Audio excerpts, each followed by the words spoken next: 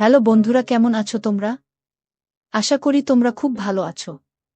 বন্ধুরা, আজকে যে গল্পটা বলবো এটা আমার জীবনের সত্যি ঘটনা। এইসব ঘটনা শুধু তোমাদের কাছেই বলা যায় কারণ তোমরা আমার কলিজার বন্ধু।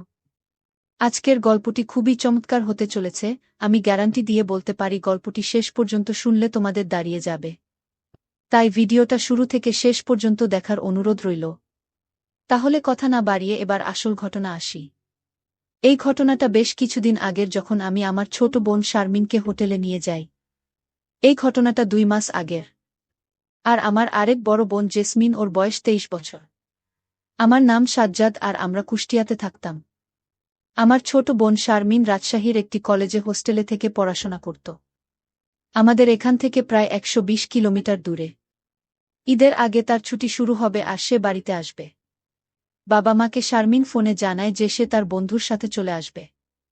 অন্যান্য সময় যখন শারমিনের কলেজ ছুটি হয় তখন আমি গিয়ে ওকে নিয়ে আসতাম। যেদিন শারমিনের আসার কথা ছিল সেদিন আমি ঘরেই ছিলাম আর তার আসার অপেক্ষায় ছিলাম। তখনই শারমিনের কল আসে আর বলে সে আসতে পারবে না কারণ তার বন্ধু এক আত্মীয়র বাসায় চলে যায়। এই কারণে আমাকে যেতেই হবে তাকে নিয়ে আসার জন্য। তখন প্রায় 3টা বাজে আর আমাদের বাড়ি থেকে তার হোস্টেলের দূরত্ব 120 কিলোমিটারেরও বেশি, আর 5টার পর গাড়িও পাওয়া যায় না। যদি আমি এখন গাড়িতে যাই তাহলে তার ওখানে যেতে যেতে রাত হয়ে যেত। একে তো নিরিবিলি এলাকা, তার উপর রাস্তা ভালো না। তাই আমি মাকে বললাম যে আমি আমাদের গাড়িটা নিয়ে যাই। মা অনুমতি দিয়ে দেয়। আমি আর দেরি না করে গাড়ি নিয়ে বের হয়ে যাই। 4 ঘন্টার মতো লেগে যায় তার ওখানে পৌঁছতে, আর তখন ঘড়িতে প্রায় 7টা বাজে। আমি যখন সেখানে পৌঁছি তখন দেখলাম আমার আদরের বোনটা হোস্টেলের বাইরে দাঁড়িয়ে আমার জন্য অপেক্ষা করছে। ঈদের ছুটিতে কলেজ বন্ধ হওয়ার কারণে হোস্টেলের সব মেয়েরা বাড়িতে চলে গিয়েছিল। যখন আমি পৌঁছলাম তখন বোন দৌড়ে এসে আমাকে জড়িয়ে ধরে বলল, ভাইয়া, আমি মনে করেছিলাম তুমি আসবে না। আমি বললাম, আমি তো আরও আগেই আসতে চেয়েছিলাম, কিন্তু তুমি তো নিষেধ করে বললে যে তুমি তোমার এক বন্ধুর সাথে আসবে। তারপর বোন সরি বলল, আর আমি আমার ছোট বোনকে আদর করি। যখন বোন আমাকে ধরে তখন তার আমার সাথে লেপ্টে যায়। আমি অনুভব করি যে আমার বোনটা বড় হয়ে গেছে আর তাকে বিয়ে দেওয়ার সময় হয়ে গেছে। তখন আমার বোনকে নিয়ে আগের অনেক কিছু মাথায় আসছিল। আমি তাড়াতাড়ি তার ব্যাগ নিয়ে গাড়িতে রাখি আর হোস্টেল সুপারের কাছ থেকে অনুমতি নিয়ে আমরা বাড়ির দিকে রওনা দেই। বোন ওই দিন স্কার্ট আর হাফ হাতা টপ পরে, যার ফলে তাকে খুব সুন্দর লাগছিল। বোনকে দেখে আমার মতো যে কোনো ছেলেরই মাথা খারাপ হবে। যখন আমরা 25 থেকে 30 কিলোমিটার অতিক্রম করি তখন দেখি রাস্তায় প্রচণ্ড ভিড়। আমি গাড়ি পার্ক করে নেমে জিজ্ঞেস করলাম, কি হয়েছে এখানে? তখন তারা বলল, ব্রিজ ভেঙে গেছে, গাড়ি ও পারে যেতে পারবে না। বুঝতে পারলাম আজ আর বাড়ি যাওয়া হবে বলে মনে হয় না। এ কথা আমি গিয়ে বোনকে জানালাম আর বাড়িতে মা বাবাকে ফোন করে কথাটা জানালাম। তারা বলল, ঠিক আছে, অনেক রাত হয়ে গেছে, আজ আর আসার দরকার নাই, ওখানে আশেপাশে দেখো কোনো হোটেল পাও কিনা। আমি ঠিক আছে বলে ফোনটা রেখে দিলাম। তারপর গাড়িটা ঘুরিয়ে শহরের দিকে আবার ছুটলাম হোটেলের খোঁজে। তখন প্রায় রাত 9টা বাজে। বেশিক্ষণ খুঁজতে হয়নি, অল্প দূরে যেতেই আমরা ছোটখাটো একটা হোটেল পেয়ে গেলাম। আমি গিয়ে হোটেলে রুমের কথা জিজ্ঞেস করতে একটা মিলে যায়, তবে ওখানে মেয়ে নিয়ে গেলে রুম দেই না, কিন্তু যখন আমি বললাম ও আমার ছোট বোন আর আমাদের সমস্যার কথা, তখন তারা রুম দিতে রাজি হয়। তারপর আমি ব্যাগ নিয়ে ছোট বোনকে নিয়ে আমাদের রুমে চলে গেলাম। রুমে গিয়ে আমি বোনকে বললাম, তুমি বাথরুমে গিয়ে ফ্রেশ হয়ে যাও, আর এর মধ্যে আমি বাইরে গিয়ে দেখি খাওয়ার জন্য কিছু পাওয়া কিনা। বোন বলল, ঠিক আছে ভাইয়া। আমি বাইরে চলে গেলাম। হোটেলে গিয়ে আমি খাবারের কথা জিজ্ঞেস করলাম, কিন্তু ছোট হোটেল আর রাত হওয়াতে তারা বলল, এখানে খাবারের ব্যবস্থা নাই। শুনে আমি মার্কেটে চলে যাই খানা আনার জন্য। মার্কেট থেকে কিছু খাবার নিয়ে আমার জন্য একটা বিয়ার নেই, সাথে একটা লিমকাও নেই। এরপর আমি যখন রুমে যাই তখন দেখি বোন ফ্রেশ হয়ে গেছে আর গোসল করার কারণে তার চুল ভিজা ছিল, আর সে একটা ছোট একটা পরে আছে। ছোট হওয়ার কারণে সুন্দরভাবে তাকে কিছুটা দেখা যাচ্ছিল। আমি যখন তাকে এই অবস্থায় দেখি তখন আমার ভিতরে কেমন কেমন হতে থাকে আর মনে মনে ভাবি, আমার বোনটা আমার গার্লফ্রেন্ড হলো না কেন? আর তখনই আমার মাথায় একটা বুদ্ধি আসে, কেননা আজ রাত আমার খিদে তাকে দিয়ে পূরণ করি। তারপর আমি টেবিলে খাবারগুলো রেখে বাথরুমে ফ্রেশ হতে চলে যাই আর ফ্রেশ হয়ে এসে খানা খেতে বসি। বোন পানি নিয়ে আসে আর আমরা খেতে শুরু করি। খাওয়া শেষে সে যখন কোল্ড ড্রিঙ্কস খেলো তার একটু সন্দেহ হলো আর আমাকে বলল, ভাইয়া, কোল্ড ড্রিঙ্কসটার স্বাদ অন্যরকম লাগছে কেন? তো আমি বোনকে বললাম, মনে হয় পুরনো হয়ে গেছে যার ফলে তোমার কাছে অন্য রকম লাগছে। আমরা আবার খানা শুরু করি, খাবার খাওয়া শেষে আমিও কোল্ড ড্রিঙ্কস খাই। যেহেতু কোল্ড ড্রিঙ্কসের সাথে বিয়ার মিশানো ছিল সেহেতু আমার একটু নেশা ধরেছিল। আমি আর চোখে বোনের দিকে তাকিয়ে দেখলাম তার কি অবস্থা। দেখলাম তারও আমার মতো অবস্থা, ছটফট করছে। সে আমাকে বলল, ভাইয়া আমার মাথা ঘুরছে। আমি বললাম, মনে হয় জার্নি করাতে এমন লাগছে। তখন তাকে বললাম, তুমি বিছানায় গিয়ে শুয়ে পড়ো আর শুয়ে শুয়ে কথা বলো। তখন সে বিছানায় গিয়ে শুয়ে পড়ল, আর যখন সে বিছানায় গেল তখন ছোট সরে গিয়ে উপর চলে যায়। কিন্তু সেদিকে তার কোনো নজরই নেই। আর আমি যখন দেখি তার, আমার তো পাগল হওয়ার মতো অবস্থা। আমি সব কিছু ভুলে গিয়ে তার দেখতে থাকি আর নিজে নিজেকে সান্ত্বনা দিতে শুরু করি। এর মধ্যে সে জিজ্ঞেস করে বসল, কি দেখছ ভাইয়া? আমি বললাম, একটা কথা বলবো, তুমি কিছু মনে করবে না তো? সে বলল, না বলো। আমি বললাম, তোমাকে আজ অনেক সুন্দর লাগছে। সে খুশি হয়ে আর লজ্জা পেয়ে বলল, তুমি না ভাইয়া আমাকে সব সময় জ্বালাও। সে আরও বলল, আমি কথায় এত সুন্দর, সুন্দর তো বড় আপু জেসমিন। তখন আমি তার কাছে গিয়ে বলি, দেখো তুমি কত সুন্দর, আর সেই সাথে তার হাতও দেখাই। তারপর আমি তাকে জিজ্ঞেস করি, তোমার মাথা ঘোরা বন্ধ হয়েছে না হয়নি? সে বলল, না এখনো হয়নি। আমি বললাম, তুমি কোল্ড ড্রিঙ্কস খাও, আমার মনে তোমার ভালো লাগবে বলে আমি তাকে কোল্ড ড্রিঙ্কস দেই। আবারও আমরা কথা বলতে শুরু করি। আমরা দুইজনই বিছানায় শুয়ে শুয়ে কথা বলছিলাম আর টিভি দেখছিলাম। আমি দেখলাম টিভিতে একটা দৃশ্য আসছে যেখানে দুইজন একে অপরকে দিচ্ছিল। আমি খেয়াল করলাম বেন দৃশ্যটা অনেক মনোযোগ সহকারে দেখছে। আমি তাকে জিজ্ঞেস করি, সত্যি করে বলো তো, তোমার কি কোনো ছেলে বন্ধু আছে? তুমি কি কাউকে পছন্দ কর? ও বলল, না ভাইয়া, আমার কোনো ছেলে বন্ধু নেই আর আমি কাউকে পছন্দ করি না। আমি আর থাকতে পারছিলাম না, এখন আমাকে কিছু একটা করতেই হবে, কারণ সে এখন অনেকটা ওরকম হয়ে আছে, কিন্তু আমি সরাসরি কিছু বলতেও পারছি না। তবে তাকে রাজি করার জন্য আমার মাথায় একটা বুদ্ধি আসলো। আমি তাকে জিজ্ঞেস করলাম, তোমার কোথায় কোথায় তিল আছে? সে বলল, অনেক জায়গায় আছে। আমিও বললাম, মারও অনেক জায়গায় আছে, আর আমি তাকে আমার তিল দেখাতে শুরু করি। প্রথমে আমার পিঠের তিল দেখালাম, তারপর ওইখানের একটা তিল দেখালাম। ওখানে আমার তিল দেখে হাসছিল, ওর হাসি দেখে আমি ওকে বললাম, তুমিও দেখাও। সে তখন তার হাতের তিল দেখালো। আমি বললাম, আরও কোথায় কোথায় আছে দেখাও। সে বলল, আমারও তোমার মতো ওখানে অনেকগুলো তিল আছে। তখন আমি তাকে বলি, তুমি চুপ করে থাকো, আমি দেখে নেব। এই বলে আমি তার কোথায় কোথায় তিল আছে সেগুলো দেখলাম। বন্ধুরা, তোমাদের একটা কথা বলতে চাই, আমি তোমাদের সর্বদা হাসিখুশি রাখার জন্য খুব কষ্ট করে ভিডিও বানাই। তাই তোমাদের কাছে অনুরোধ থাকবে, অবশ্যই ভিডিওটি দেখে একটি লাইক করবেন এবং আমাদের সামিয়া ব্লগ চ্যানেলটি সাবস্ক্রাইব করে পাশে থাকবেন। আমি নিজেকে আর সামলাতে পারছিলাম না, সব কিছু ভুলে গিয়ে তাকে বললাম, আসলেই তুমি অনেক সুন্দর, আর তোমার তিলগুলোও সুন্দর। সে কিছু বলল না, শুধু আমার দিকে তাকিয়ে রইল। তারপর 15 মিনিট পার হয়ে গেল, তখন বোন কান্না কান্না মুখে বলল, ভাইয়া আমরা যা করলাম তা কি ঠিক? যদি কেউ কোনোদিন জেনে যায় তখন কি হবে? আমি বললাম, তুমি কেন এত চিন্তা করছ? তোমার কি ভালো লাগেনি? তখন সে বলল, হ্যাঁ। তো আমি বললাম, তাহলে এত ভয় পাচ্ছ কেন? আমরা তো আর কাউকে বলতে যাচ্ছি না। তখন সে বলল, তা ঠিক। আর আমি আদরের ছোট বোনকে বলি, এখন রাত অনেক হয়েছে, এবার ঘুমিয়ে পড়ো। সকাল আনুমানিক 10টায় আমার ঘুম ভাঙ্গে, উঠে দেখলাম আমার আদরের ছোট বোনটা এখনো ঘুমাচ্ছে। আমি ওকে ডাক দিলাম আর বললাম, তাড়াতাড়ি রেডি হয়ে নে, বাড়ি যেতে হবে। তারপর গোসল করে আমরা হোটেল ছেড়ে বাড়ির দিকে রওনা দেই। সেই ঘটনার পর অনেক দিন কেটে গেল।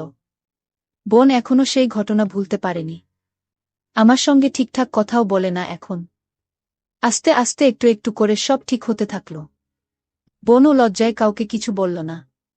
এইভাবে আস্তে আস্তে মোটামুটি ঠিক হতেই আমি আগের মতো সুযোগ খোঁজার চেষ্টা করতাম। একদিন আমরা সব বন্ধুরা হোলির দিনে অনেক মজা করি।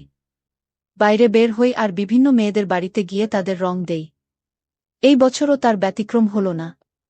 সবাই মিলে সকালে একসঙ্গে দেখা করলাম। আমরা 3 জন বন্ধু ছিলাম, তন্ময়, শিপলু আর আমি। সবাই মিলে বেরিয়ে লিস্ট তৈরি করলাম কার কার বাড়ি যাওয়া যায়। এইভাবে ঠিক করে প্রত্যেকের বাড়ি গিয়ে তাদের রং মাখাতে থাকলাম। হোলির দিন হলো এমন একটা দিন যেদিন সুন্দরী মেয়েদের সুন্দর বিনা বাধা রং দেওয়া যায়। আর আমাদের মতো ছেলেরা তো এই সুযোগগুলোই খোঁজে। আমরা সবাই যত সুন্দরী মেয়ে আছে তাদের বাড়ি গিয়ে প্রত্যেকেরই হাতে রং লাগাতে থাকলাম। কেউ কেউ আবার সুযোগ পেয়ে কারও দিত। এইভাবে সবাই খুব মস্তি করতে করতে রং খেলতে খেলতে এলাম। বেলা বাড়ার পরে দেখলাম লিস্ট মোটামুটি শেষ হয়ে গেছে। এরপর সবাই মিলে ডিসাইড করলাম এবার একটু লাল পানি খেতে হবে। এদিকে এত মেয়েদের রং দিয়ে সবাই মোটামুটি মজা হয়ে আছে। ভাবলাম পানি খেয়ে ঠিক করতে হবে। এইভাবে পানি খেতে খেতে সবারই মোটামুটি আনন্দ হয়ে গেছে আর আনন্দের ঘোরে আরও ইচ্ছা জেগে উঠল। এমন মনে হচ্ছিল যে এখুনি যদি কাউকে পেতাম একদম দিয়ে দিতাম। সবাই বলল, আরে যেভাবে হোক একটা জোগাড় কর না। তন্ময় বলল, চল হোটেলে যাই। শিপলু তাতে সাইও দিল। কিন্তু আমি বললাম, দরকার নেই ওখানে যাওয়ার। তখন তন্ময় বলল, হাতের সামনেই ফ্রেশ একজন আছে তো। তন্ময়ের কথা শুনে শিপলু লাফিয়ে উঠে বলল, কে বল না, কে বল না। আমি কিছুটা বুঝতে পারলাম তন্ময় কার কথা বলছে। তন্ময় আর শিপলু ওরা নিজেদের মধ্যে আলোচনা করে নিল। আমি এবার পরিষ্কার বুঝতে পারলাম ওরা কার কথা বলছে। ওরা শারমিন আমার ছোট বোনকে যা করেছে তারপর ওদের কাছে আর কিছু বাকি থাকতে পারে না। আমার সামনেও এবার ওরা আমার বোনকে নিয়ে কি যে করবে তার ঠিক নেই। কিছুক্ষণ পরে ওরা বলল আসল ঘটনা। সবাই মিলে ঠিক হলো ওরা আমার বোনকে রং মাখাতে যাবে। রং মাখিয়ে সেখানে সবাই মিলে। আমি ওদের অনুরোধ করে বললাম, প্লিজ এরকম করিস না। বাড়িতে মা আছে। শিপলু বলল, ঠিক আছে, আমরা ওকে ছাদে নিয়ে চলে যাব। তোর মা তো রান্নাঘরে থাকবে। অনেক করে বারণ করার চেষ্টা করলাম কিন্তু ওরা সবাই আমার কথা কানে নিলে তো। এমনিই সবাই মজায় আছে, তার উপর এরকম চান্স কেউ মিস করে। এই রকম দিন আর কেউ পাবে না। আমারও মনের মধ্যে একটা আশা জেগে উঠল। কারণ সেই হোস্টেল থেকে ঘুরে আসার পর আর ওই সুযোগ হয়নি। আমিও আশায় জেগে উঠলাম আর ওদের কথায় সায় দিলাম। ঠিকঠাক করে সবাই মিলে চললাম আমার বাড়ির দিকে। আমরা 3 জনেই প্রচণ্ড হয়েছিলাম। আজ যেভাবেও হোক বোনকে আবার হবে। দূর থেকে আমাদের দেখতে পেয়ে বোন বুঝতে পারল এরা ওকে রং মাখাতে এসেছি। সে একবারও সন্দেহ করেনি এরা ওকে নিয়ে কি করতে চলেছে। সে ছুটে গিয়ে দরজা লক করে ঘরের ভেতরে ঢুকে গেল। আমরা গিয়ে বাইরে থেকে আস্তে আস্তে বোঝাতে লাগলাম, শারমিন বেরিয়ে আয়। একটুখানি রং দিয়েই চলে যাব। শারমিন কিছুতেই দরজা খুলল না। অবশেষে তন্ময় মাকে বলল, কাকি দেখুন না, শারমিন দরজা খুলছে না। আপনি একটু বলুন না, একটুখানি রং দিব আমরা। আজকের দিনে একটু রং দিলে কি হবে। তখন মা রান্নাঘর থেকে এসে বোনকে বলল, বেরিয়ে আসতে, একটু রং মেখে নিতে। একটু বকেও দিল শারমিনকে। শারমিন বলল, আচ্ছা ঠিক আছে খুলছি, কিন্তু একটুখানি রং দিবে। আমরা বললাম, হ্যাঁ রে, একটু দিয়েই চলে যাব। মা চলে গেল রান্নাঘরে। এদিকে বোন আস্তে আস্তে দরজাটা খুলল। আমরা 3 জন সঙ্গে সঙ্গে হুড়মুড়িয়ে ঢুকে পড়লাম। ঢুকে বোনকে আক্রমণ করলাম। বোন বাড়িতে একটা 3/4 শর্ট আর টি-শার্ট পরেছিল। সবাই প্রথমে মুখে রং দিতে থাকল। এদিকে তন্ময় বোনকে পেছন থেকে ধরল। বাকিরা সবাই বোনের মুখে রং মাখাতে লাগল। বোন বারবার বলছিল, আর রং দিও না, এবার ছেড়ে দাও। এদিকে তন্ময় আর আমি দুজনে দুই নিয়ে পড়লাম। একদম তলা থেকে শুরু করে রং দিতে থাকলাম। আমি বললাম, এখানে নয়, ছাদে চল, বাকিটা সেখানে হবে। বলে সবাই মিলে বোনকে চাগিয়ে নিলাম ছাদে যাওয়ার জন্য। বোন এবার বুঝতে পারল এরা কি করতে চলেছে। সে চিৎকার করে মাকে ডাকতে গেল। আমরা তার মুখ বন্ধ করে দিয়ে মাকে হাঁক দিয়ে বললাম, মা আমরা একটু ছাদে যাচ্ছি, একটু পরে আসব। মা বলল, ঠিক আছে। আমরা সবাই মিলে দোতলার ছাদে উঠে গেলাম। সেখানে গিয়ে শুরু হলো আর এক দৃশ্য। ছাদে ট্যাঙ্কে জল ছিল। শিপলু এক বালতি জল নিয়ে এসে বোনের উপর ঢেলে দিল। সবচেয়ে বেশি উৎসাহ ছিল তন্ময়ের।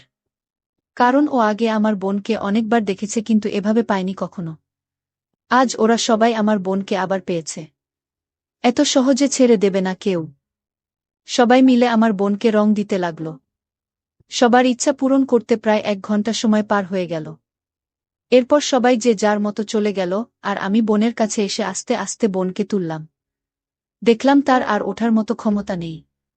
কোনো রকমে ছাদের জলের ট্যাঙ্ক থেকে জল নিয়ে এসে বোনকে গোসল করিয়ে দিলাম আর দেখলাম ওর বিভিন্ন রঙে রাঙা হয়ে গেছে। মাথার চুল থেকে পায়ের নখ পর্যন্ত রং দিয়েছে ওরা আমার বোনকে। এর কিছুদিন পর জেসমিনের মতো শারমিনের বিয়ে হয়ে যায় আর আমি খুবই একা হয়ে পড়ি। ভিডিওটি যদি তোমাদের ভালো লাগে তাহলে একটি লাইক দিন আর তোমরা যদি এরকম মজার মজার ভিডিও পেতে চাও তাহলে দয়া করে আমার সামিয়া ব্লগ চ্যানেলটি সাবস্ক্রাইব করো। সবশেষে তোমাদের সুস্বাস্থ্য কামনা করি আর ভিডিওটি দেখার জন্য তোমাদের সকলকে অসংখ্য ধন্যবাদ। আমি বললাম, বাবা আমি আপনার ছেলের বউ। আপনি আমার সাথে এসব করতে পারেন না। আমার শ্বশুরমশাই তখন খুব রাগ করে আমাকে বলল, বৌমা চুপ থাকো তুমি। তোমার বিয়ে হয়েছে 4 বছর হয়েছে কিন্তু এখনো তোমার কোনো সন্তান হলো না। আসলে আমার ছেলেটা গাধা, সে কিছুই করতে পারে না। এসব বলে শ্বশুরমশাই রাগ করে আমার সাথে খুব বাজে আচরণ করা শুরু করল আর বলতে লাগল, বৌমা আজকে আমি তোমাকে এমন কিছু করব যাতে তুমি 1 মাসের ভিতরে মা হতে পারো। তারপর শ্বশুরমশাই আমাকে তার বড় জিনিসটা দেখাল। তার ওই জিনিসটি দেখার পর থেকে আমি আর কিছুই বলতে পারি না। জ্ঞান হারিয়ে হয়ে বিছানায় পড়ে গেলাম আর যখন আমার জ্ঞান ফিরল তখন শ্বশুর মশাই মুচকি একটা হাসি দিয়ে রুম থেকে চলে গেল। তারপর থেকে শ্বশুর মশাইকে দেখে আমার আর লজ্জা করত না। একদিন আমি শ্বশুর মশাইয়ের কাছে গিয়ে বললাম, ওই দিন আপনার ইচ্ছে আপনি পূরণ করেছেন আর আজকে আমার খুব ইচ্ছে করছে, আপনি কি আমার ওই ইচ্ছেটা পূরণ করবেন? তখন বাবা বলল, দেখো বৌমা আমার ছেলে বাড়িতে থাকে না, তাই তোমার সব ইচ্ছে পূরণ করার দায়িত্ব আমার। তারপর আমি বললাম, বাবা আপনি আমার রুমে আসুন। বন্ধুরা আজকের ভিডিওটি খুবই মজার, তাই পুরো ভিডিওটি দেখার অনুরোধ রইল। তবে গল্পটি শোনার পূর্বে তোমাদের আছে আমার ছোট্ট একটা অনুরোধ, দয়া করে আমার সামিয়া ব্লগ চ্যানেলটি সাবস্ক্রাইব করে পাশেই থাকবে। হ্যালো বন্ধুরা, আমি সামিরা জাহান জুই। পরিবারের সবাই আমাকে জুই নামে ডাকে। আমার গ্রামের বাড়ি সিরাজগঞ্জ। সিরাজগঞ্জের নিম্নবিত্ত পরিবারের একটি মেয়ে আমি। এখন আমার বয়স 24 বছর। আমার যখন 14 বছর বয়স তখন একটা মধ্যবর্তী পরিবারে আমার বিয়ে হয়। আমার স্বামীর সংসারে আমি সহ মাত্র 3 জন সদস্য। আমি, আমার স্বামী নাইম এবং আমার শ্বশুর আব্বা। আমরা থাকতাম সিরাজগঞ্জে। আমার স্বামী ঢাকায় একটি বেসরকারি কোম্পানিতে চাকরি করত। আর এদিকে আমার শাশুড়ি মারা গেছে, গত 4 বছর হয়েছে। আমার শাশুড়ি মারা যাওয়ার পর আমার শ্বশুর আর কোনো বিয়ে করেনি। যদিও তাকে দেখে এখনও 25 বছরের যুবকের মতো মনে হয়। আমার শ্বশুর বাড়িতে থাকত আর আমার স্বামীর চাকরির জন্য ঢাকায় থাকত। আসলে আমার স্বামী আমাকে বিয়ে করছেই জন্যই। কারণ আমার শ্বশুর বাড়িতে একা একা থাকত। তার খাবারদাবার আর দেখাশোনার জন্যই মূলত তো আমার স্বামী আমাকে বিয়ে করেছে। আমার স্বামী বিয়ের 6 দিন পরে ঢাকায় চলে যায় চাকরিস্থলে। বাড়িতে শুধু আমি আর আমার শ্বশুর থাকতাম। আমার স্বামী ঢাকা যাওয়ার পর থেকেই আমার শ্বশুর আমার দিকে কেমন করে যেন তাকিয়ে থাকে। তার এভাবে তাকিয়ে থাকতে দেখে আমি কিছু মনে করতাম না, কারণ আমি ভাবতাম শ্বশুর মানেই তো আমার বাবা। সে তো আমার বাবা তুল্য। বিয়ের 1 মাস পর আমার স্বামী ঢাকা থেকে বাড়িতে আসলো। আমার স্বামী আমার জন্য অনেক কিছু নিয়ে আসলো ঢাকা থেকে। আমার স্বামীর এসব কিছু দেখে আমার সত্যিই অনেক আনন্দ হয়েছিল। সেদিন রাতে আমার স্বামীর সাথে অনেক কিছু হয়েছিল। আমার স্বামী আমাকে অনেক মজা দিয়েছিল। আমার স্বামী দেখতে খুব সুন্দর, অনেক হ্যান্ডসাম ছিল। আমার স্বামীর উচ্চতা প্রায় 6 ফুটের কাছাকাছি ছিল। অনেক শক্তিশালী আর সুদর্শন পুরুষ ছিল। এভাবে আনন্দে চলতে লাগলো আমাদের দিন। চাকরির সুবাদে আমার স্বামী ঢাকায় থাকত আর 1 মাস পর পর বাড়িতে আসত। এসে আমাকে মজা দিয়ে আবার চলে যেত। এভাবে চলতে চলতে প্রায় আমার বিয়ের 4 বছর হয়ে গেল। আমাদের দিন অনেক ভালো চলছিল, কিন্তু বিয়ের 4 বছর হওয়ার পরেও আমাদের কোনো বাচ্চা কাচ্চা হচ্ছিল না। আর আমরা কোনো ব্যবস্থা নিচ্ছিলাম না। এমতাবস্থায় আমি এবং আমার স্বামী খুব টেনশনে পড়ে গেলাম। আর এদিকে আমার শ্বশুরমশাই আমাকে বিরক্ত হয়ে বলত, বৌমা তোমার বিয়ের 4 বছর হয়ে গেছে। এখনো আমি কোনো নাতি নাতনির মুখ দেখতে পারি নাই, আমি কি আমার নাতি নাতনিকে দেখে মরতে পারব? এমন কথা বলার সময় আমার শ্বশুরমশাই আমার দিকে কেমনভাবে যেন তাকিয়ে থাকত। এই তাকিয়ে থাকার মধ্যে আমার শ্বশুর মশাইয়ের চোখের মধ্যে আমি ভিন্ন কিছুর গন্ধ পাচ্ছিলাম। তারপরেও আমি তেমন কিছু মনে করতাম না, কারণ আমার শ্বশুরমশাই আমার দিকে এভাবে শুধু তাকিয়ে থাকত। আমার সাথে বিয়ের 4 বছর হওয়ার পরেও কোনো খারাপ আচরণ করার চেষ্টাই করেনি। বিয়ের 4 বছর পর এভাবেই কেটেছিল আমার দিন, খুব ভালোই ছিল। সুন্দরভাবে কাটছিল, কিন্তু আমার স্বামী একদিন ঢাকা থেকে বাড়িতে আসলো। ঢাকা থেকে বাড়িতে আসার পর রাত তখন 11টা বাজল। তখন আমার স্বামীর মোবাইলে হোয়াটসঅ্যাপে একটি মেসেজ চলে আসলো। মেসেজটি দেখে আমার সারা শরীর কাঁপতে শুরু করল। আমার কলিজা কাঁপতে শুরু করল। মেসেজটিতে লেখা রয়েছে, প্রিয় নাইম কেমন আছো? তুমি কখন গেছো বাসায়? গতকালকে তুমি আমাকে যা দিয়েছ তাতে আমি অনেক সুখ পেয়েছি। অনেক মজা পেয়েছি। প্রিয় নাইম, কবে তুমি আসবে দেশ থেকে? তোমাকে ছাড়া আমার কোনো কিছু ভালো লাগে না। তবে আমি তোমার সন্তানের মা হব। আর আমাকে ছাড়া তুমি একা একা থাকবেই বা কি করে? তোমার কি কষ্ট হবে না? মেসেজটি পড়ে আমার কাছে মনে হলো যেন আমার মাথার উপরে আসমান ভেঙে পড়ে গিয়েছে। পায়ের নিচে থেকে মাটি সরে গিয়েছে। সমস্ত শরীর একেবারে নিস্তব্ধ হয়ে গেছে। আটকে দিয়েছে জীবনের ধারা আর থমকে গিয়েছে জীবন। মনে হচ্ছিল দম বন্ধ হয়ে আসছিল। ঠিক এই মুহূর্তে কি করব বুঝতে পারিনি। একটু খেয়াল করে মেসেজের উপরের অংশে গেলাম। উপরের অংশে যাওয়ার পর যা দেখতে পেলাম তাতে আমার আরও আতঙ্ক সৃষ্টি হয়ে গেল। উপরের অংশে লেখা ছিল, প্রিয় সুমি, আমি বিয়ে করেছি, প্রায় 4 বছর হয়েছে, কিন্তু আমার কোনো সন্তান হয় না। আমার একটি সন্তানের খুবই প্রয়োজন। আমি বাবা ডাক শোনার জন্য পাগল হয়ে আছি। ইতিমধ্যে আমার বুকে অনেক ডাক্তার দেখিয়েছি, কিন্তু তাতে কোনো লাভ হয়নি। আমি নিজেও ডাক্তার দেখিয়েছি, কিন্তু ডাক্তার বাবু বলছে আমার কোনো সমস্যা নাই। যত সমস্যা আমার বউয়ের। সুমি, আমি আগে বিয়ে করেছি তা জানার পরেও তুমি কি আমাকে বিয়ে করবে? আমাকে কি তুমি একটা সন্তান উপহার দিতে পারবে? সুমি বলেছিল, তুমি বিয়ে করেছ তাতে আমার কোনো সমস্যা নেই। আমি তোমাকে বিয়ে করতে রাজি। আমি তোমাকে তোমার এবং আমার বর্ষের মাধ্যমে আশা করি একটি সন্তান জন্ম দিতে পারব। স্বামীর মোবাইলে হোয়াটসঅ্যাপে এরকম কথোপকথন দেখে আমার রীতিমতো মাথা ঘুরে গেল। কি করব বুঝতে পারছি না। আমি কিছুই বুঝতে পাচ্ছিলাম না। ভেবে কিছু পাচ্ছিলাম না যে কি করা যায় এমন অবস্থায়। আমার তো সন্তান হয় না। সেটা একমাত্র আল্লাহ পাকের ইচ্ছে হয়। আল্লাহ চাইলে সন্তান দিতেও পারে, আবার চাইলে নাও দিতে পারে, কিন্তু এই কারণে তো আমার সংসার ভেঙে যাচ্ছে। আমার স্বামী আমার উপর সতীনে বসাচ্ছি। আরেকটি বিয়ে করে আমার স্বামীর মধ্যে একটি ভাগ তৈরি করছে। এটা দুনিয়ার কোনো মেয়ে সহ্য করতে পারবে না, বিশেষ করে আমার মতো বাঙালি মেয়ে।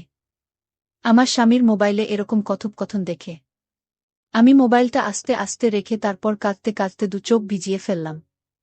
আর এদিকে আমার স্বামী খুব আরাম করে ঘুমাচ্ছিল। ইদানিং লক্ষ্য করলাম আমার স্বামী আমার প্রতি খুব একটা বেশি টান থাকবেই বা কি করে, কারণ সে তো অন্য কারো কাছ থেকে যা কিছু পাওয়ার সবই পাচ্ছে। সারারাত ঘুম নেই, 2 চোখের পাতা এক করতে পারলাম না। সকালে উঠে ফজরের নামাজ পড়লাম আর আল্লাহর কাছে কান্নাকাটি করলাম যে, হে আল্লাহ, আমার স্বামীকে তুমি সঠিক পথে ফিরিয়ে আনো। তুমি আমার কাছ থেকে সব কিছু কেড়ে নিয়ে যাও, তবুও আমার স্বামীর ভাগটা কেড়ে নিও না। আমি আমার স্বামীর ভাগটা কাউকে দিতে পারব না। এভাবে আমার স্বামী ঢাকা থেকে বাড়ি এসে 2 দিন থাকার পর আবার ঢাকায় চলে গেল। মনের দুঃখে তাকে কিছু বলতে পারি নাই। আমার স্বামী চলে যাওয়ার পর আমি নীরবে একা একা শুধু কাঁদতে থাকি। আমার চোখে জল পড়ে। একদিন শ্বশুরমশাই আমাকে এসে কান্দারত অবস্থায় দেখে ফেলে। তারপর শ্বশুরমশাই আমাকে বলল, বোমা, কি হয়েছে তোমার? তুমি কাঁদছ কেন? আমি বললাম, কিছু না বাবা। তারপরেও আমার শ্বশুরমশাই আমাকে বলল, বৌমা, তুমি আমার কাছে মনে হচ্ছে কোনো কিছু লুকাচ্ছে। আমি বললাম, না বাবা, আমি এমনি কাঁদছি। হঠাৎ করে আমার বাবা মায়ের কথা মনে পড়েছে তো তাই কান্না করছি। তারপর আমার শ্বশুর আমার মাথায় হাত রেখে সান্ত্বনা দেওয়ার চেষ্টা করছে। কিন্তু আমার শ্বশুরমশাই যখন আমাকে ধরে সান্ত্বনা দেওয়ার চেষ্টা করছে, তখন বিভিন্নভাবে আমার প্রতি বাজে ইঙ্গিত করছে, যা আমার কাছে খুব খারাপ লাগছে, কিন্তু তারপরেও সে তো আমাকে এই মুহূর্তে সান্ত্বনা দিচ্ছে। যে কারণে শত বাজে ইঙ্গিত পাওয়ার পরেও আমার কাছে খুব ভালোই লাগছিল। এভাবে আমার শ্বশুরমশাই আমাকে অনেকক্ষণ ধরে সান্ত্বনা দিল আর মাথায় বুলিয়ে দিতে লাগল। তখন আমি কিছুটা দুর্বল হয়ে গেলাম। দুর্বল হয়ে তার ছেলের সমস্ত বিষয় শ্বশুরমশাইকে খুলে বললাম। শ্বশুর মশাই এসব কথা শুনে আমাকে বলল, বলো কি বোমা, তুমি এইসব বিষয়ে আমাকে আগে বলবে না? আমি বললাম, বাবা, আমি তো আপনার ছেলেকে কখনো অবিশ্বাস করতাম না। আপনার ছেলেকে অনেক বিশ্বাস করতাম, কিন্তু আপনার ছেলে যে এরকম একটা কাজ করবে তা আমি কখনো কল্পনাও করতে পারিনি। আমার শ্বশুরমশাই ছেলের এরকম কর্মকাণ্ডের কথা শুনে আমাকে সান্ত্বনা দেওয়ার চেষ্টা করল। কিন্তু এই সান্ত্বনা দেওয়ার ফাঁকে ফাঁকে আমার শ্বশুরমশাই আমার সাথে ভিন্ন রকম আচরণ করার চেষ্টা করল। আর বলল, বৌমা, তুমি শান্ত হও। আজকে তোমার সন্তান হয় না, সেজন্য আমার ছেলে একটি সন্তানের আশায় এরকম ধরনের সিদ্ধান্ত নিয়েছে। তুমি একটু ধৈর্য ধরো। তোমাকে আমি আগামীকালকে একটি কবিরাজের কাছে নিয়ে যাব। অনেক নামকরা কবিরাজ। তার চিকিৎসায় নাকি অনেকেই মা হতে পেরেছে। আমি বললাম, বাবা, যা করার এখন আপনি করবেন। কারণ আপনার ছেলেকে তো আমার ফেরানোর ক্ষমতা নাই। পরের দিন শ্বশুরমশাই আমাকে নিয়ে একটি কবিরাজের কাছে গেলেন। কবিরাজ আমাকে দেখে পরীক্ষা নিরীক্ষা করে বললেন, তুমি মা হতে পারবে যদি তুমি একটা কাজ করো। অবশ্যই কাজটি করা আমাদের সমাজের আইনের বিধানে নেই। আমি বললাম, কবিরাজ মশাই কি কাজ একটু বুঝিয়ে বলুন। তারপর কবিরাজ মশাই আমাকে বলল, তোমাকে তোমার স্বামী ছাড়া অন্য যে কোনো একজন পুরুষের সাথে ঘনিষ্ঠ হয়ে দেখতে হবে। তাহলে আমরা নিশ্চিত হয়ে যাব যে তোমার সমস্যা না তোমার স্বামীর সমস্যা। আমি কবিরাজ মশাইকে বললাম, কবিরাজ মশাই আমি তো ডাক্তারি পরীক্ষা করিয়েছি, ডাক্তার তো বলেছে আমার সমস্যা। কবিরাজ মশাই আমাকে বলল, মায়ের সন্তান দেওয়ার মালিক আল্লাহ, সুতরাং তোমাকে একটু ভিন্ন কিছু করে দেখতে হবে। একটু ভিন্ন কিছু করে দেখো। অন্য একজন লোক যদি তোমার সাথে ঘনিষ্ঠ হওয়ার পর তুমি সন্তানের মা হতে পারো, তাহলে কি তুমি যেটা চাও না? কবিরাজ মশাইয়ের এরকম ধরনের কথা শুনে আমার প্রথমে অনেক খারাপ লেগেছিল। তারপর চিন্তা করলাম, আমার তো একটি সন্তান দরকার। একটি সন্তানের জন্য আমার সংসার ভেঙে যাচ্ছে। আমার সংসারে সুদিন আসছে। কিছুক্ষণের জন্য একবারে নীরব নিস্তব্ধ হয়ে গেলাম। তারপর কবিরাজ মশাইকে বললাম, কবিরাজ মশাই আমার তো সে রকম কেউ নেই যে আমার সাথে স্বামীর মতো ঘনিষ্ঠ হতে পারবে। তারপর কবিরাজ মশাই বলল, তাহলে আমি যদি তোমাকে এরকম ধরনের একজন লোক বের করে দেই তাহলে কি তুমি তার সাথে ঘনিষ্ঠ হবে? আমি বললাম, জি কবিরাজ মশাই, আমি ঘনিষ্ঠ হব। তারপর কবিরাজ মশাই আমাকে এমন একজন লোককে দেখিয়ে দিল, যা দেখে সত্যিকার অর্থে আমার মাথা ঘুরে গেল। অর্থাৎ কবিরাজ মশাই আমার শ্বশুর মশাইয়ের দিকে ইশারা করে বলল, শোনো বৌমা, এই যে তোমার পাশে বসা তোমার শ্বশুরমশাই তোমাকে সন্তান দেওয়ার জন্য সেই যথেষ্ট। তুমি হয়তো তোমার শ্বশুরমশাইকে খুব ভালো করে চেনো না। তোমার শ্বশুরমশাই আমার ভালো একজন বন্ধু। তারপর কবিরাজ মশাই আমাকে বলল, আচ্ছা বৌমা, আমার একটা প্রশ্নের জবাব দাও তো। আমি বললাম, কি কবিরাজ মশাই? কবিরাজ মশাই আমাকে বলল, তোমার শাশুড়ি মারা গেছে কতদিন হয়েছে? আমি বললাম, 4 বছরের বেশি। তারপর কবিরাজ মশাই আমাকে বলল, পুরুষ মানুষ তো 50 বছরে বুড়ো হয়ে যায়নি। একজন 50 বছরের লোক 4 বছর হয়েছে তার স্ত্রী মারা গেছে, সে কিভাবে একা একা থাকে? আমাকে প্রশ্নের জবাবটা দিতে পারবে? আমি বললাম, না কবিরাজ মশাই। তাহলে শোনো বৌমা, তোমাকে আজকে একটা গোপন কথা বলি। তোমার শ্বশুরমশাই আমার বন্ধু মানুষ। তাই আমার এখানে নিয়মিত আসা যাওয়া করত এবং যদি কোনো মহিলার সন্তান না হতো, তাহলে সেক্ষেত্রে আমি তোমার শ্বশুরমশাইকে কাজে লাগাতাম। তুমি আর একটি বিষয় জানলে অবাক হবে যে এ পর্যন্ত 20 জন মহিলাকে তোমার শ্বশুর দ্বারা সুফল পেয়েছে। তুমি তো তার ছেলের বউ, তোমাকে তো আর তোমার শ্বশুরমশাই সব কিছু বলতে পারে না। এখন তুমি যদি রাজি থাকো তাহলে তোমার সাথে তোমার শ্বশুরমশাই ঘনিষ্ঠ হবে, আর এতে আশা করা যায় তুমি সুফল পাবে। কবিরাজ মশাইয়ের কাছ থেকে এরকম ধরনের কথা শুনে আমি প্রথমে কিছুটা অবাক হয়ে গেলাম, তারপর অবশেষে রাজি হয়ে যাই।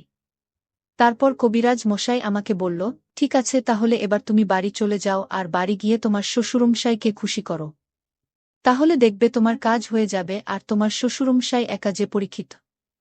তারপর কবিরাজ মশাইয়ের কাছ থেকে বাড়ি চলে আসলাম। বাড়ি চলে আসার পর আমার শ্বশুরমশাই আমার দিকে তাকিয়ে আমাকে ইঙ্গিত দিল যেন আজকে আমি প্রস্তুত থাকি। অবশেষে নিরুপায় হয়ে শুধু একটি সন্তানের আশায় আমি সেই কাজটি করেছিলাম। আমার শ্বশুরমশাইয়ের সাথে যে কাজটি সাধারণত স্বামী স্ত্রী করে থাকে। আর এদিকে আমার শ্বশুর আমাকে পেয়ে অনেক খুশি। আর তার ছেলেকে এমনভাবে টাইট দিয়েছিল যাতে তার ছেলে দ্বিতীয়বার কোনো মেয়ের সাথে কথা বলার সাহস না পায়। আর যদি কথা বলে তাহলে পরিষ্কার জানিয়ে দিয়েছে যে তার সমস্ত সম্পত্তি থেকে বঞ্চিত করবে। সবকিছু আমার শ্বশুর আমাকে লিখে দিয়ে দেবে। এই সব কিছুর ভয় অবশেষে আমার স্বামী ওই মেয়ের সাথে সম্পর্ক বাদ দিয়ে দেয়। আমার শ্বশুরের সাথে সবকিছু করার পর 3 মাস পরে আমি বুঝতে পারলাম আমি সন্তান সম্ভাবনা। মনটা আমার আনন্দে নেচে উঠল। সন্তানের মা হওয়ার আনন্দে। সন্তানের মা হওয়া যে কতটা আনন্দের তোমরা যারা সন্তান হয়েছে মা হয়েছে তারাই বুঝবে। অবশেষে 10 মাস পর আমার কোল জুড়ে একটি পুত্র সন্তান এলো। সারা বাড়ি আলোকিত করে ফেলেছে। আমার পুত্র সন্তানের খবর পেয়ে আমার আত্মীয় স্বজন, স্বামী এবং শ্বশুর সহ সবাই খুশি। পড়া প্রতিবেশী, আত্মীয় স্বজন সবাই বলতে লাগলো আমার সন্তান দেখতে এক্কেবারে তার দাদার মতো হয়েছে। এই সত্য ঘটনা আজকে শুধু তোমাদের বললাম। বন্ধুরা, এইভাবে আমি একটি, দুটি নয়, 4টি সন্তানের মা হয়েছিলাম। এখন আমি আমার স্বামী, সন্তান এবং শ্বশুরকে নিয়ে অনেক ভালো আছি, সুখে আছি। বন্ধুরা, আমি তোমাদেরকে বলবো, সন্তানদের মালিক কেবলমাত্র আল্লাহ পাকের, কিন্তু এই সন্তানের জন্য যখন কোনো স্বামী স্ত্রীর প্রতি অন্যায় অবিচার করে, তখন স্ত্রীর অবস্থা খুব খারাপ হয়ে যায়।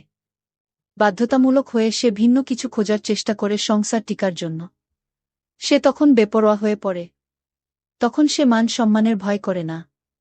তার মনের ভিতরে শুধু একটা ভাবনাই থাকে যে করেই হোক আমার সংসার টিকাতে হবে, আমার স্বামীকে আমার কাছে ফিরিয়ে আনতে হবে। সুতরাং আমাদের প্রত্যেকেরই উচিত একটা বিষয় ভাবা, যদি আমাদের সন্তান না হয় তাহলে আমাদের সর্বোচ্চ চেষ্টা করে যাওয়া। আর এই জন্য পরকীয়ার মতো অন্যায় অবিচার করা মোটেও উচিত না। বন্ধুরা, আজকে এই পর্যন্তই। আবারও আগামীকাল ফিরে আসব তোমাদের জন্য নতুন কোনো ভিডিও নিয়ে। যদি ভিডিওটি তোমাদের ভালো লাগে তাহলে একটি লাইক দাও। প্রতিদিন আমি তোমাদেরকে নতুন নতুন গল্প উপহার দিব। তাই তোমাদের দুটি পায়ে ধরে বলছি, তোমরা যদি এরকম ধরনের মজার মজার গল্প পেতে চাও, তাহলে দয়া করে আমার সামিয়া ব্লগ চ্যানেলটি সাবস্ক্রাইব করো। সবশেষে তোমাদের সবার সুস্বাস্থ্য কামনা করি। ভিডিওটি দেখার জন্য তোমাদের সবাইকে অনেক ধন্যবাদ।